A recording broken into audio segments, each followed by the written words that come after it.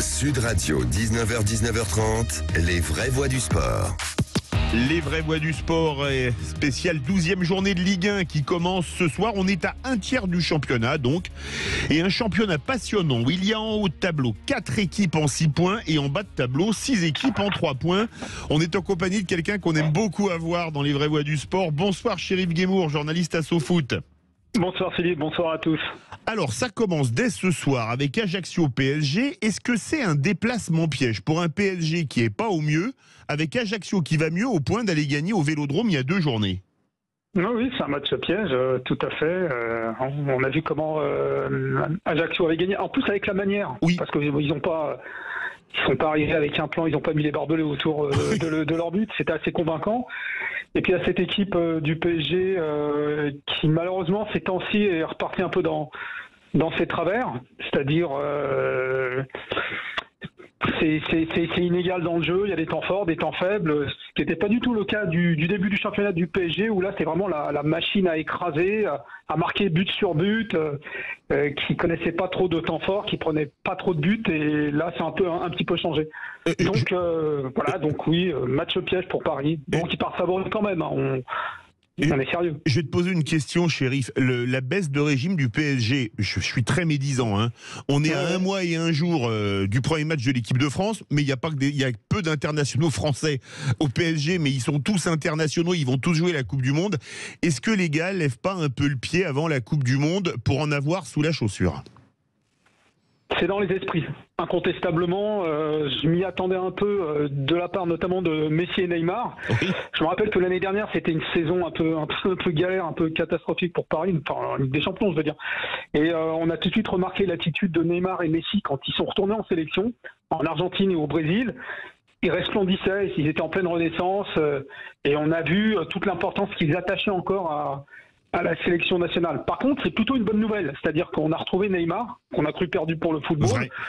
Donc c'est plutôt bien que Messi et Neymar aient très bien commencé. Maintenant, le championnat arrive. On va penser justement, des types comme Messi et Neymar, c'est peut-être leur dernière Coupe du Monde. Il y a la peur de la blessure, parce que il y a quand même un début d'hécatombe dans à peu près toutes les sélections là, avec les joueurs qui joueront pas la Coupe du Monde. Donc oui, quelque part, ils se préservent. On l'a vu avec Messi, il avait une petite douleur au mollet. Finalement, il a zappé un match la dernière fois. Donc oui, ça joue. Alors, demain, on suivra particulièrement les 2 matchs. Tout d'abord, surprenant, on va bien suivre un match de milieu de tableau, Montpellier-Lyon. 2e match d'un certain Laurent Blanc à la tête de l'OL. Oui, alors Laurent Blanc, il arrive dans une situation qui est pas facile. Alors, avant de parler du fond de jeu, de la composition d'équipe, il a fait le constat que physiquement, cette équipe n'avait pas été bien préparée. Et c'était vrai, quand on voyait les matchs de Lyon comparé à la grosse machine qu'on a connue de l'Olympique Lyonnais, où vraiment il y avait un impact physique qui était impressionnant. Là, ça n'y était pas. Ils finissaient pas bien les matchs, pas assez de temps fort. Donc déjà, dans un premier temps, il faut rétablir le physique de cette équipe. Il a rebattu un peu les cartes. Il a sorti des joueurs comme Boateng et Aouar du frigo. Il remet un peu les gens à leur vraie place. Et Mendes qui va repasser milieu, et puis notre ami Toko Ekambi qui va repasser devant avec bref quoi. Donc il est en train de rebattre les cartes, et puis voilà, faut pas attendre monts et merveilles. Le seul mystère, c'est que sur le papier, l'effectif de Lyon en général et l'équipe type, c'est-à-dire les 11 joueurs qu'on peut aligner, c'est quand même une équipe sacrément impressionnante. Oui. Or, ils ne sont que 10e. Ils sont 9e, 10e, quoi. C'est ça, 10e contre 11e, c'est 2 chocs entre 2 équipes qui sont au contact. Oui, alors après Montpellier, ils ont changé d'entraîneur, il y a des joueurs qui sont partis, et puis après, moi je pense que Montpellier, ils font partie de ces équipes-là qui forcément seront en difficulté cette saison parce qu'il va y avoir 4 descentes. Oui. Donc Montpellier, en gros, c'était toujours vers le milieu de tableau, voire 14-15e place. Ouais, un petit peu mieux. Mais par contre, c'est une équipe qui proposait un jeu assez séduisant. Et là, il y a de la nervosité à tous les étages, notamment en bas, avec, on sait, les 4 descentes. Et C'est ça qui avait bien avec Montpellier, c'est que Montpellier, il y avait quand même une certaine décontraction, un jeu qui était pas mal, une assurance de rester, de se maintenir. Et là, on a l'impression qu'eux aussi commencent à être un peu mazoutés dans le jeu, dans les esprits, par la peur de, justement, d'être dans la charrette, dans le mauvais peloton. C'est ça. Mauvais peloton. Alors il y a un choc de haut de tableau demain. L'OM reçoit Lens, le 4e reçoit le 3e. Ils peuvent repasser devant en cas de victoire. C'est pas un match où ils vont quand même, les Olympiens, avoir un peu la tête à Francfort, où ils vont jouer leur peau en Ligue des Champions et après les 2 superbes victoires contre le Sporting du Portugal? Ouais, mais d'abord le championnat. Le championnat, je pense qu'ils sont focus dessus. Et à mon avis, ils ont raison parce que c'est là que ça passe. Et non, vaut mieux faire un gros match contre Lens, qui est un sérieux client. On attend quand même un très beau match de la part des deux équipes. Francfort, ça vient après. Bon, évidemment, la victoire est obligatoire. Puis à la limite, même un match nul, c'est pas éliminatoire pour Marseille, mais je pense que d'abord ils doivent viser le championnat à la meilleure place possible, et puis surtout commencer à se rassurer, à consolider un peu ce qu'ils sont en train de mettre en place. Et à mon sens, ça passe d'abord plus par Lens que par Francfort.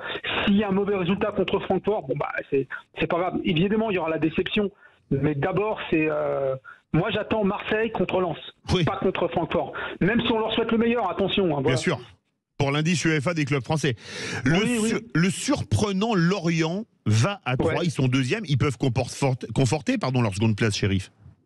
Oui, bien sûr. Donc c'est la très très bonne surprise. Mais on a des bonnes surprises ces dernières saisons, là, avec Lens, avec Rennes. Lorient. Peut-être en parler, et Lorient. On va en parler, oui. Bon voilà, ils ont fait le choix du jeu.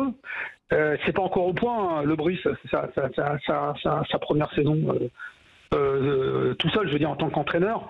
Donc voilà, c'est cohérent. Il y a une réflexion derrière le jeu. C'est ce qu'on reprochait à toute une ancienne génération d'entraîneurs qui s'étaient un peu encroutés, enfin, je veux dire, qui n'apportaient plus rien de neuf. Le Brice, c'est absolument le contraire. C'est quelqu'un qui a l'esprit formateur, qui a des idées très précises sur le jeu, qui les applique.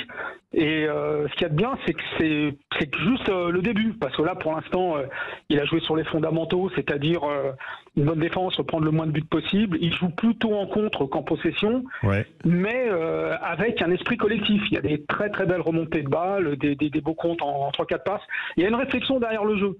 Et que ça vienne d'un entraîneur français jeune de surcroît, en plus de types comme Hayes à Lens, c'est vraiment une très belle surprise. Angers-Rennes, on en parlait à l'instant, une belle opportunité pour les Bretons de se rapprocher de la tête. Angers-Rennes. Angers-Rennes. Oui, tout à fait. Angers va pas très bien et Rennes va plutôt bien. Ouais, Angers, pareil, ils sont dans la charrette, donc. Et Rennes leur fera pas de cadeau, évidemment. Ils sont pas là pour ça. Ils sont pas là pour ça. Et oui, Rennes, c'est merveilleux. C'est une équipe que je suis. La saison dernière, j'ai vu pratiquement tous leurs matchs. Donc, c'est dire à quel point je suis charmé, mais je suis pas le seul. On sait tous. Ils font le plein au stade du Roazhon Park. Il y a un renouveau. Il y a des joueurs qui partent, d'autres qui arrivent et qui se font tout de suite dans le collectif. C'est ça la magie de Genesio. C'est là qu'on voit que c'est un très bon entraîneur. C'est qu'il y a, malgré les départs et les arrivées, l'identité de jeu reste la même. Et évidemment, avec les buts, on est très très content pour un type comme Perrier, que j'apprécie beaucoup. Il est aux portes de l'équipe de France. Il ira peut-être à la Coupe du Monde. Oui, pourquoi pas. Alors les 3 derniers matchs, parce qu'il nous reste 40 secondes, c'est Lille-Monaco, mano à mano, Clermont-Brest et TFC Strasbourg.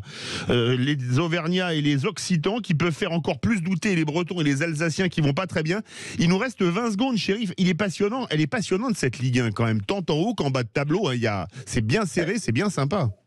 Elle est redevenue parce qu'on a rebattu les cartes un peu partout, notamment au niveau des entraîneurs.